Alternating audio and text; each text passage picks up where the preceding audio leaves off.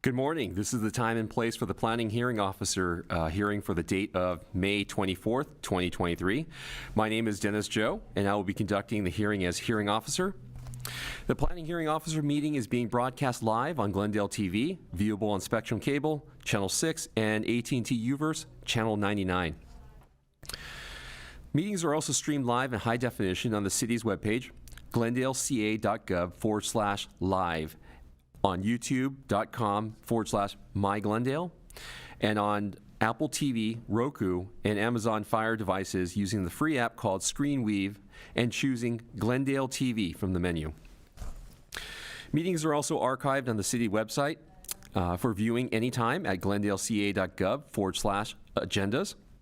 For public comments and questions during the meeting, please call 818-937-8100.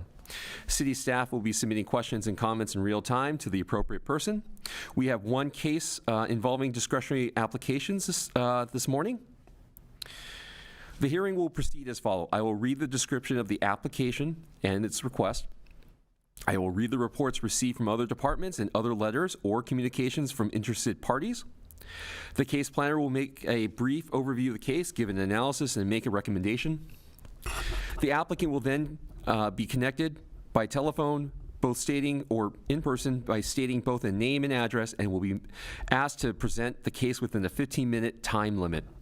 Others in support or in opposition to the application and interested parties will be connected by phone to give comments. Again, clearly both stating their name and address within a 3-minute time limit. Lastly, if the applicant will be given an opportunity to make closing comments, if desired, in response to testimonies given by preceding speakers within a 5-minute time limit. The hearing will be closed and be taken under submission. Findings. If the evidence presented in the application and at the hearing meets the required findings set forth in the municipal code, then the project can either be approved or approved with conditions. If the findings of facts are not evident, then the request will be denied. Decision. After the hearing, the decision will be prepared in writing and will be in the form of a letter sent to the applicant and to all persons who responded to the public notice, either by speaking at this hearing or by submitting written responses and have their name, having provided their name and mailing address. The date of the decision will be the date appearing on the letter. Records of decisions for all projects will be posted online on the City Planning Division's website. Appeals. Under the appeals provisions of Title 30, Chapter 30.62 of the Glendale Municipal Code, the decision may be appealed to the Planning Commission within 15 days of the date of the decision. Anyone wishing to appeal must contact the case planner to obtain forms or information regarding the appeal process and submittal. Appeals can be filed online at the city's portal, glendalepermits.com. Public notice.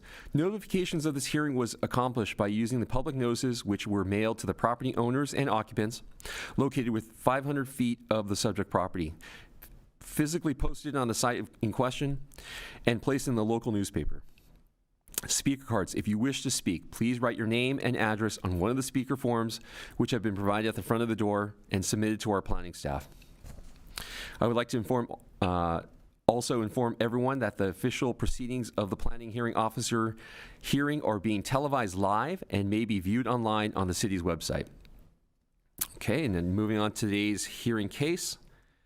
We have one case, which is PVAR-0000961-2023 and PAE-001142-2023.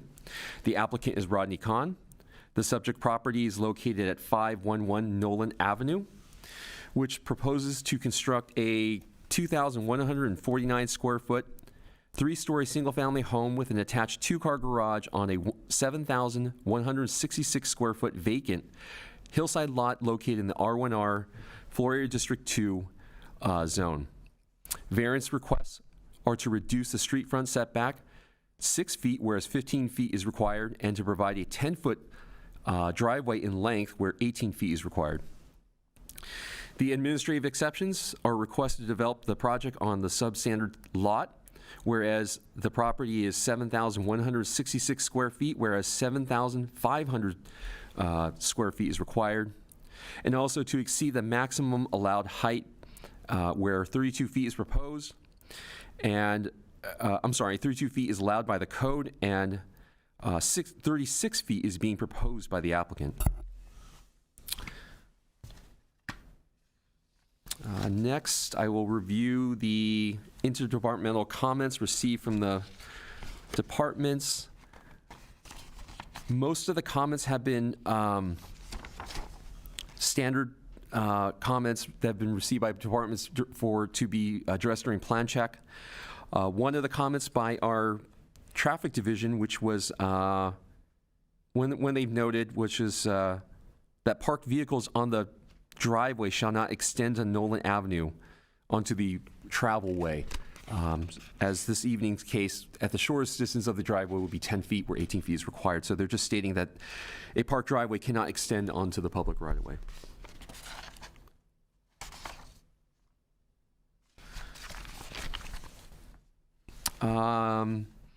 It appears one public testimony was received by email by a Henry Schlinger Jr. Some of the concerns were in regards to the project's mass and scale being in its size and compared to the lot. And expressing that the house should be, its size should be, and its impact should be considered in regards to the neighborhood. Okay, and no other comments have been received. I'd like to call on the case planner, Cassandra Pruitt, to do a brief overview. Cassandra, take it away.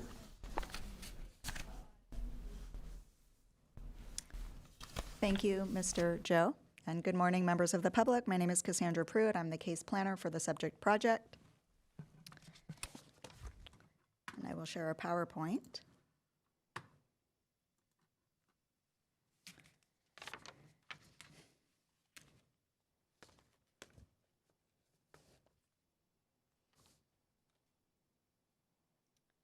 Just waiting for the PowerPoint to be showed on the screen. There it is. Okay, so the project proposal, as Mr. Joe outlined, is to build a new 3-story house on a vacant hillside lot with 2 variance requests to have the 6-foot front setback instead of 15-foot front setback, and a 10-foot driveway length instead of an 18-foot driveway length. And the 2 administrative exceptions to allow for a substandard lot size and to exceed the maximum allowed height by 4 feet.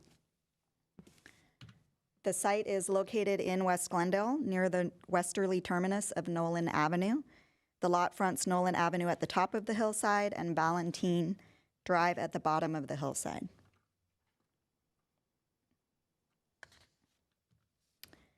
It's important to note that the cluster of houses at the end of Nolan all have reduced street front setbacks, similar to this project proposal of 6 feet. The neighboring setbacks range from 5.5 feet to 8 feet. several of which were approved by variances. So at 515 Nolan, it has a 5.5-foot setback. At 531 Nolan, it has an 8-foot setback approved by variance. And at 537 and 524 Nolan, they both have 6-foot setbacks approved by variance. The neighboring houses also have slopes that are significantly less steep than the subject site.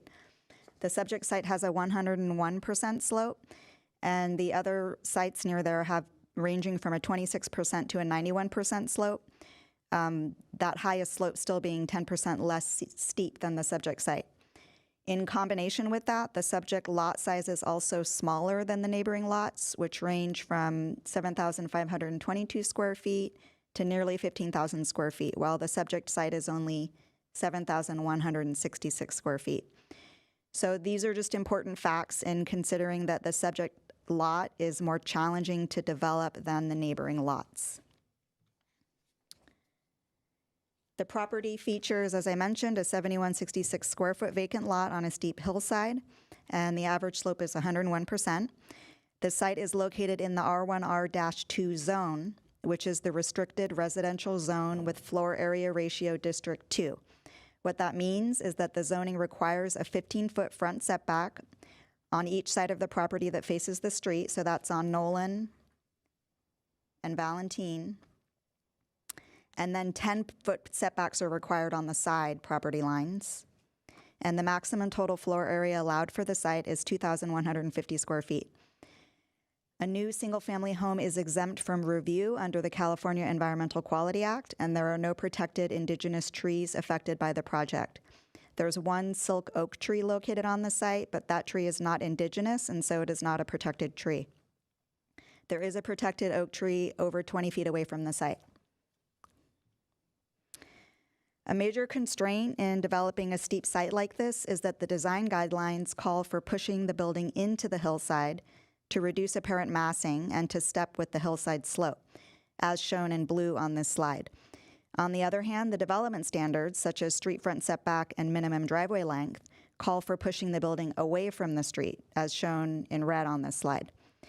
Pushing the building away from the hillside, however, causes the building to stick out from the hillside and would increase its height, as indicated in purple on this slide. This results in it not being possible to comply with both the design guidelines and the development standards with this particular site constraints. The challenge is finding the right compromise between the two that is compatible with the neighborhood and allows reasonable development of the site similar to others in the neighborhood.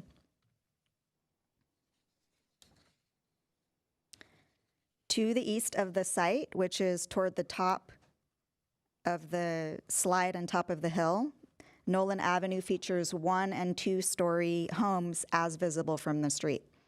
To the side of the site, to either side and below, all of the houses have 3-story massing. So the subject project is consistent with that neighborhood pattern, since on Nolan Avenue it appears as a 1-story structure, and then as viewed from Valentine it appears as a 3-story structure. In terms of the site plan, the building is placed on the less steep part of the site. As you can see, most of the natural hillside is being preserved. Outdoor space for the project is achieved through the use of decks and balconies attached to and extending from the house without touching or altering the grade below. Although variances are requested for the front setback and driveway length, it's important to note that the requests are to allow for the minimum setback and driveway length, whereas most of the building actually complies with the required front setback, and the driveway is nearly 16 feet long at the longer side.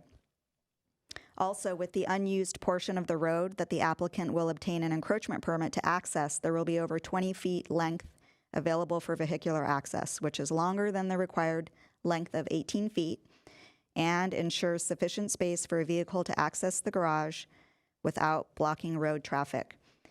So on this slide, the minimum setback is 6 feet.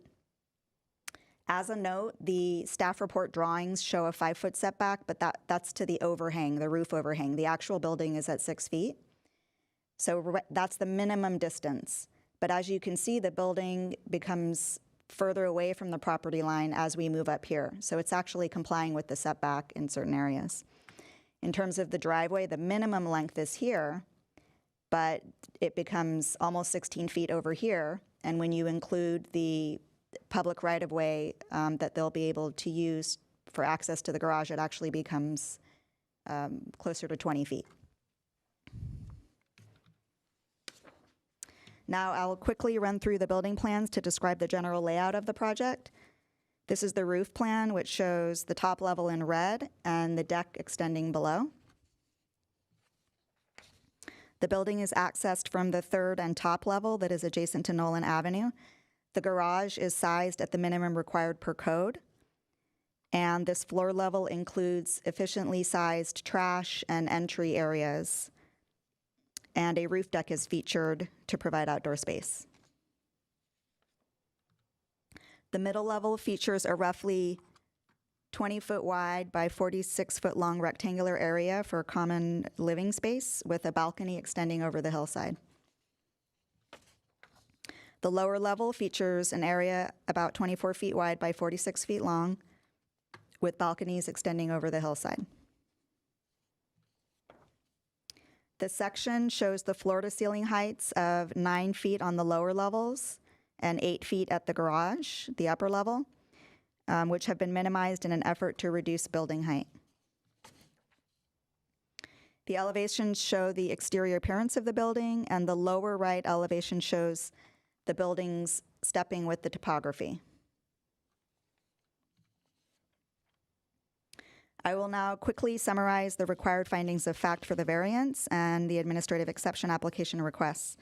So for the variance, which is requested for the reduced street front setback and driveway length, the first required finding of fact is that the strict application of the provisions of any such ordinance would result in practical difficulties or unnecessary hardship inconsistent with the general purposes and intent of the ordinance.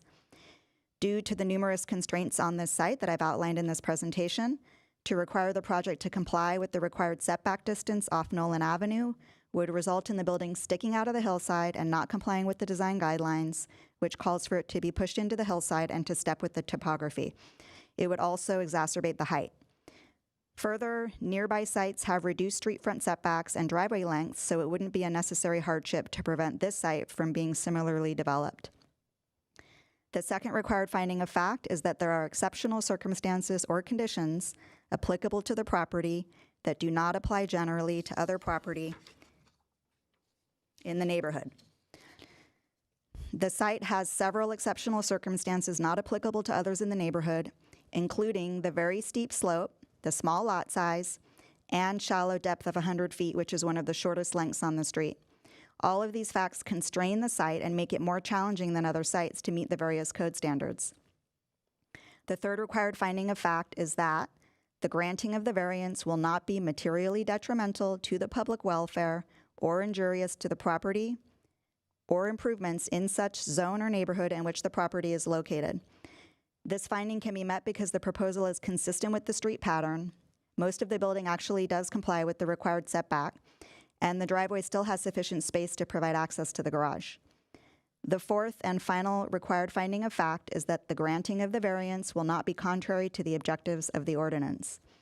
The objectives of the ordinance are to protect the character of the neighborhood and ensure sensible development by ensuring setbacks respect the neighborhood character, including placement and rhythm, and the provision of off-street parking. The proposal achieves these objectives and is consistent with the street pattern. In terms of the two administrative exception requests, which again are for a lot size that is 4% smaller than the required size, and for a building height 4 feet in excess of the maximum allowed, I will now run through the required findings of fact and summarize how the project demonstrates them. The first finding of fact is that the granting of the exception will result in design improvements, or there are space restrictions on the site which preclude full compliance with code requirements without hardship. The space restriction is that there is no available land to join to the lot to make it large enough to meet the minimum required size. And due to the site constraints of a steep slope and small lot size, there is insufficient space to locate the building and still comply with all of the development standards and design guidelines. The second required finding of fact is that the granting of the exception with any conditions imposed will not be materially detrimental to the public welfare or injurious to the property or improvements in such zone or neighborhood in which the property is located. This finding is met because the lot size difference is insubstantial and doesn't result in a visible change to the development. And the height increase allows the building to meet the other standards and be more compatible with the neighborhood than if it was pushed even closer to the hillside in order to reduce the height. Because then the front setback and driveway length would be further out of compliance with standards and there wouldn't be a functional driveway. The project is compatible with others in the area. The third required finding of fact is that the granting of the exception will not be contrary to the objectives of the applicable regulations. This finding can be met because the project will achieve the objectives of the ordinance to allow the site, which is zoned for a single-family house, to be reasonably developed, and the project is compatible with the surrounding neighborhood, which is the intent of the code. In conclusion, the requested variance and exceptions are sensible and afford the owner a fair opportunity in developing a vacant property similar to other residences in the immediate vicinity. The hearing officer already summarized the one public comment that was received. No other comments have been received, and just as a note, that one comment that was received, which expressed concern over the size of the house, that was from a neighbor who lives 2 miles away from the project. The hearing officer also summarized the comments that were received from other departments, and the recommended conditions of approval are listed on this slide and reflect those comments. And that concludes my presentation. Thank you. Thank you, Ms. Pruitt. For the next portion, I'd like to call on the applicant, Mr. Rodney Kahn. Good morning, Mr. Joe and Ms. Pruitt. My name is Rodney Kahn. My offices are located here in the city of Glendale. Before I begin my presentation, I'd like to compliment Ms. Pruitt. I thought you gave a well-done professional presentation. As staff has mentioned, the subject property is a through lot on Nolan Avenue and Valentine Drive. As already mentioned, the average current slope is 101%. We are proposing to construct a modest size house. Our house size is 2,149 square feet, and for context, the neighborhood average is 2,391 square feet. So we're about 242 square feet, or about 10% smaller than the average size home in the area. The house was designed to be sensitive to the adjacent neighborhood by limiting its physical impact while still providing a functional floor plan. Staff has highlighted our request for variances and administrative exceptions, and all of our requests relate directly to complying with the hillside design guidelines, following the topography of the site, stepping the building down the hillside, minimizing or diminishing the mass and scale of the building, and following the prevailing setbacks of the downhill or west side of Nolan Avenue. If I could ask you to put up that one slide, if you don't mind, Ms. Pruitt, that shows the setbacks for the area and those that have been granted variances. This? No, the one that shows the neighbors. I think it's the second or third slide. Yeah, that one there. This slide has one address that's not listed. It's between 515 and 531. That site has actually been approved. It's 521 Nolan Avenue. That site has a house that's been approved by City Council. In fact, Mr. Malikian and myself worked on that project site. It has very similar requests as we have here today, and it went to City Council on October the 25th of 2022, so about 6-7 months ago, and it was approved at City Council, just to complete that circle. One other thing I'd like to mention, and it's very obvious to us here in the city of Glendale, or actually in the state of California, is if you look at the Regional Housing Needs Assessment, or RHNA numbers, the city of Glendale, just like the overall state, is substantially requires a number of housing units. We are in dire need of housing, and it's all types of housing. It's single-family housing, it's multifamily housing, it's affordable housing, it's market rate housing. All of these types of housing we desperately need. This is one of those types of housing that help meet those numbers.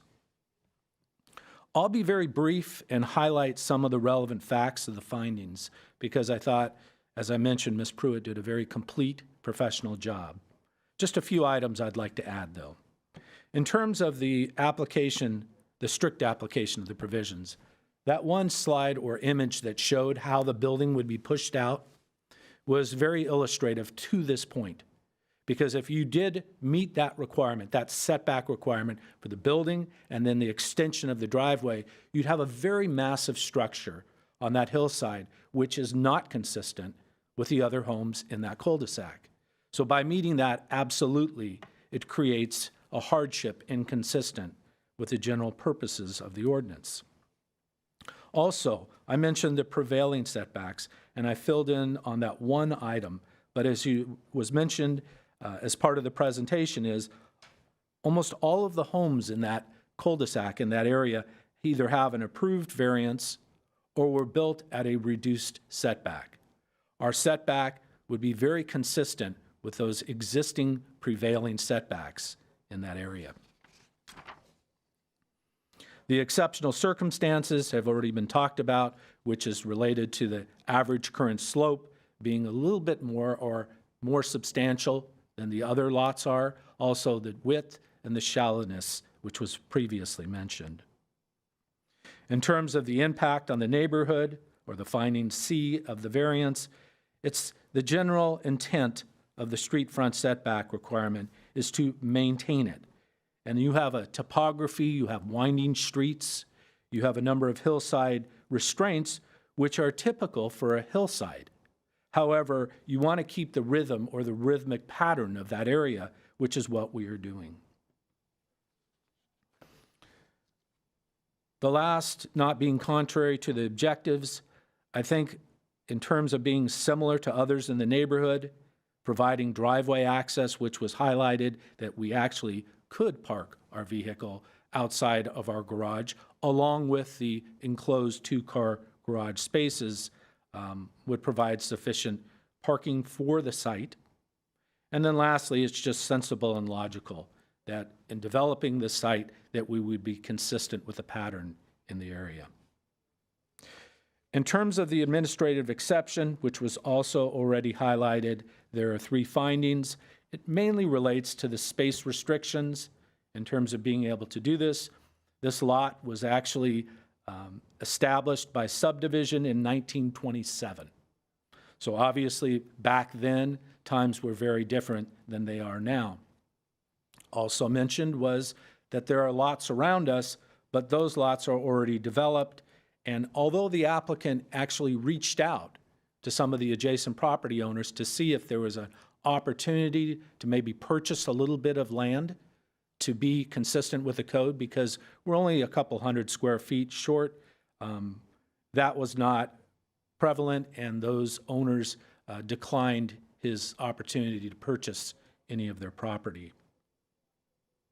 The height, it was illustrated as you push it out that the height becomes much, much greater. But also what Mr. Malikian did is he designed the building, and the clear interior floors are not high floors. You actually have, I think it's a little over 8 feet for the lobby or first floor, if you want to call it street level floor, and about 9 foot clear for the second and third floors, the second being the living, the third being the sleeping.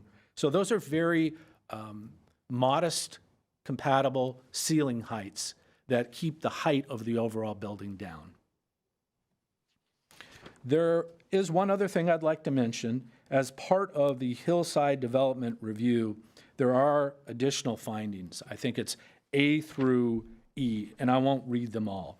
But just in general, to make sure to address that, it summarizes everything we've talked about to date, that the building is consistent with other buildings in the area, the size is consistent, actually a little smaller than those in the area, the style of the house that was designed is compatible, a flat roof brings down the height as well, and the project overall is very well designed for this area. We did review the conditions of approval, the 1 through 5, and we agree to comply with all of them. I'll conclude my remarks. If you have any questions, I'll be happy to answer them. Thank you very much. Thank you, Mr. Khan. I don't have any questions at the time. Thank you. Thank you. I'll call up the next speaker. We have Mr. Alan Malikian. Good morning, Mr. Joe. My name is Alan Malikian. I'm the project architect. As Mr. Khan mentioned, I think Ms. Pruitt did a great job. They covered all the bases. I can talk about the design of the project if you have any questions, but one comment that I want to make based on the email that you had received regarding the mass and scale. It's not our intention to create a massive building. What we've done is we try to minimize the height, as Mr. Khan mentioned, and it was illustrated on the diagram. The height and the building location is based on the most efficient area of the driveway. And the slope of the driveway dictates where the finished floor of the house is going to be set at. The height of the garage is based on whatever that we need to maintain a 7-foot garage door opening. And then from there, going down creates our bottom floor, which by creating a cantilevered condition to allow the stepping to give the visual effect of the stepping of the hill, creates basically the building mass. If you compare to the adjacent buildings, I feel that our building, this particular building, will have substantially less mass and scale than the adjacent existing buildings that are technically 3 stories, but they have probably a 1.5 additional story of retaining wall holding up a flat deck that they've created, which it's something that is discouraged in the hillside guidelines. So we try to meet all those requirements in our design, but yet to meet all the fire department, public works, building, and safety requirements as well. But the intention was to design and create the least amount of massing that we can, but utilizing glass and fenestration to allow bring exposure and character to the building. So other than that, if you have any questions, I'll be more than happy to address. I don't have any questions this time. Thank you, Mr. Malikian. Ms. Pruitt, do we have any callers? We do have one caller on the line. Okay. And to clarify, is it a 5-minute presentation? Callers get 3 minutes. Great.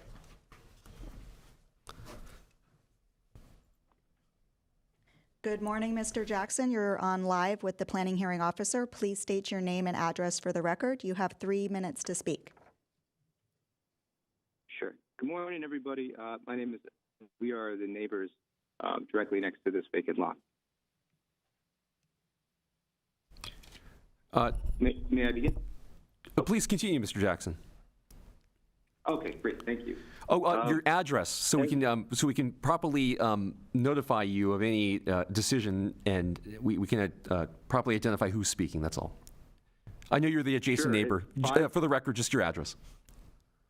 Yep. I think we're the only one, actually, because it's a vacant lot next to them. So 515 Nolan Avenue. Thank you. Thank you, Mr. Jackson. Thank you. Please continue with your comment. Sure. As concerned neighbors, we strongly object to these exceptions to the proposed house plan, which we believe have an adverse impacts on our property and quality of life. The plan's design includes elements that would obstruct our cherished mountain views, a key feature that contributes to the overall character and desirability of our neighborhood. Additionally, the proposed large entertainment deck situated in close proximity to our master bedroom raises serious concerns about increased noise pollution that would disrupt the peaceful atmosphere we currently enjoy. And furthermore, the house plan poses significant privacy issues as its layout and window placements would enable the new residents to directly overlook our private spaces, including our master bedroom. We respectfully urge the planning hearing officer to take these concerns into account and deny these special grant requests for the proposed house plan to protect the well-being and interests of the existing neighborhood residents. We would also note that in Section A, Paragraph 2 of the Analysis and Administration Exception Request, the report reads that the applicant states the property owner is not willing to sell a portion of the land to remedy the subject lot size. In fact, the applicant has never approached us regarding this matter. And finally, I just want to point out that on page 24 of the packet, the proposed design seems to be encroaching over the setback. That seems like an issue that should be corrected before a discussion of exemptions and variances even begins.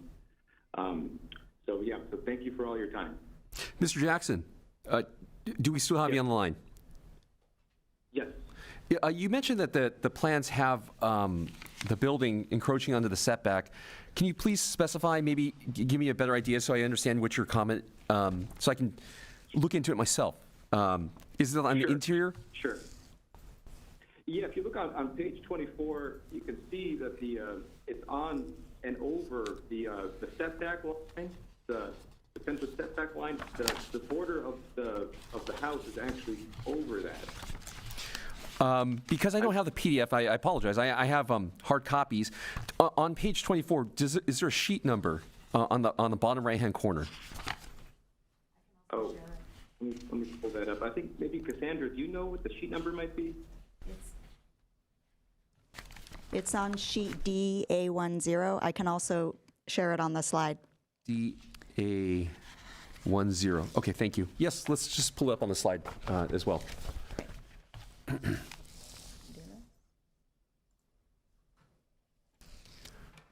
So we have it on the slide. Mr. Jackson, please continue. I appreciate your clarification. Are we talking about portions of the balcony encroaching onto the southern interior property line?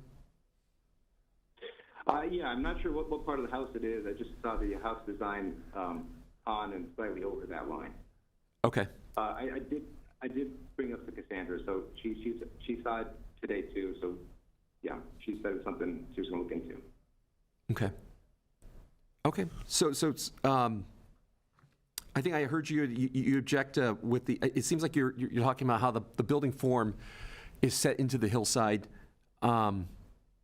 The enlarged deck on the hillside, the potential of privacy concerns, and then the encroachment into the interior setback. So, duly noted, Mr. Jackson. Thank you. I appreciate it. And thank you for your time. Thank you. Ms. Pruitt, do we have any other callers? We do not. Okay. As far as this portion here, I'm going to close the public forum and then just kind of go over some of my notes here. I too agree with some of the compliments of the applicant. I think Ms. Pruitt, you did a fine job. It demonstrates the competing goals of the hillside design guidelines and the zoning code. And you can see the struggle when you move the setback away from the street. It deviates from the hillside design guidelines, in, pushing the building further, either extending the height of the mass of it. So I can see that struggle. If you push it even closer, that means the setback will be further reduced. If you push it away, the building's going to get even more massive because the upper floor at the street level, I'm going to call street level from Nolan, is where the driveway has to be taken from, because there's only a certain amount of the building you can drop to make the compliant driveway. But I know some of these concerns are going to be talked about during DRB. So I think you did a fine job explaining how the setbacks and height affect each other as far as the project design. I do appreciate that, because that's going to be part of our findings as far as what are the exceptional circumstances and some of the complications with the ordinances implemented. I do appreciate you did a fine job outlining some of the prevailing setbacks of the existing development and the previously approved variances. And I do appreciate Mr. Khan taking note of the 2000. I know from my notes it was submitted in 2018, and I understand it did go to City Council recently in 2022. So that one has been outstanding for a while, and it was just recently concluded. And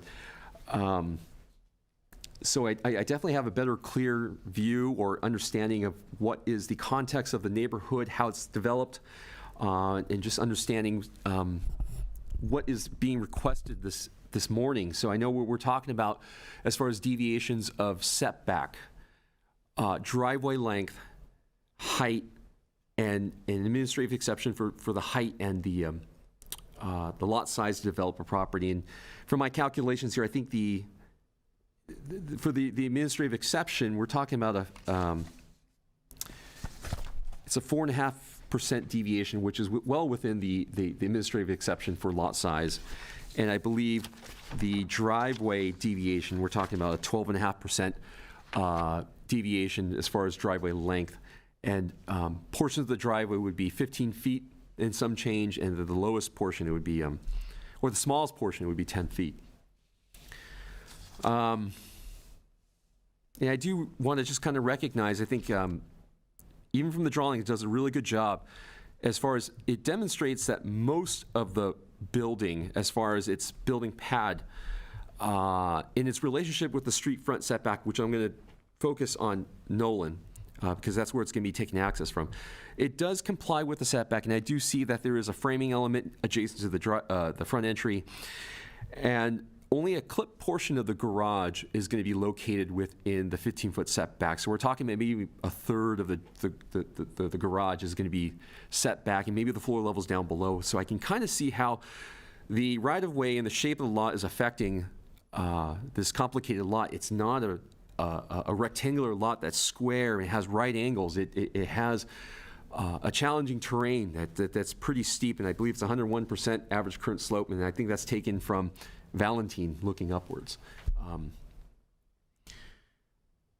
I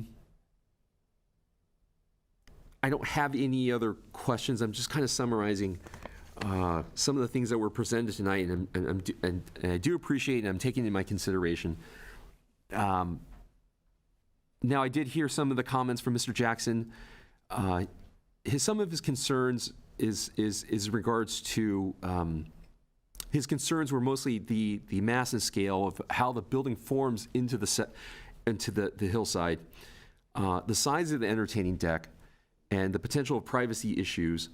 And I think the encroachment of that balcony is something we can easily fix, because we can't allow that unless we want to kind of renotice this and say we want to allow the balcony to encroach into the setback a foot or a couple inches, which I don't think, and I'm seeing the applicant shaking his head no. I think that's something we can easily fix as far as the balcony, pushing it away from the interior setback.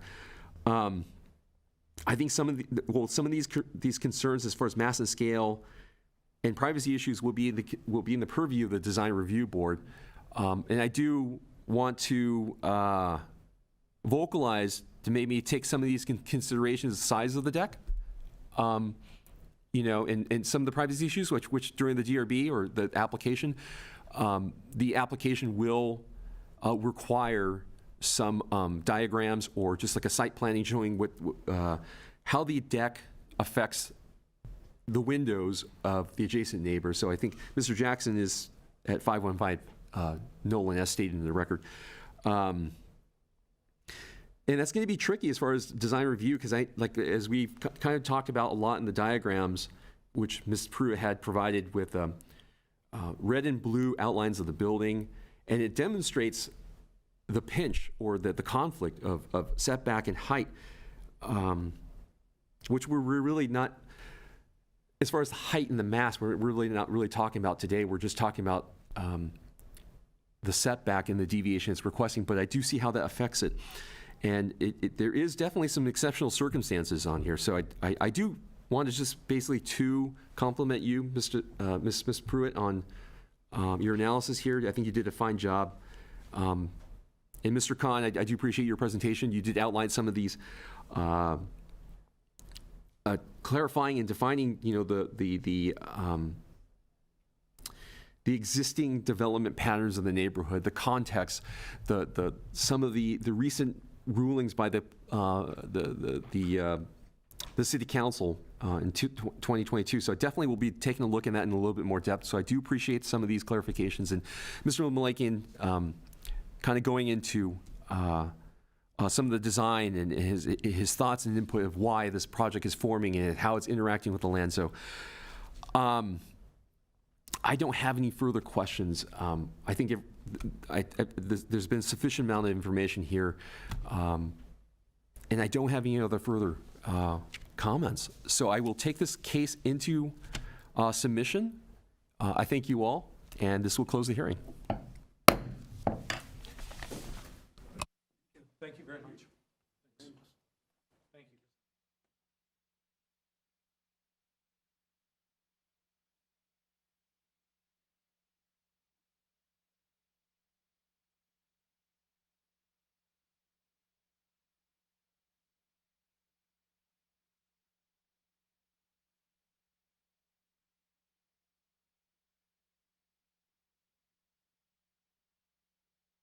Only fair that we become beautiful people.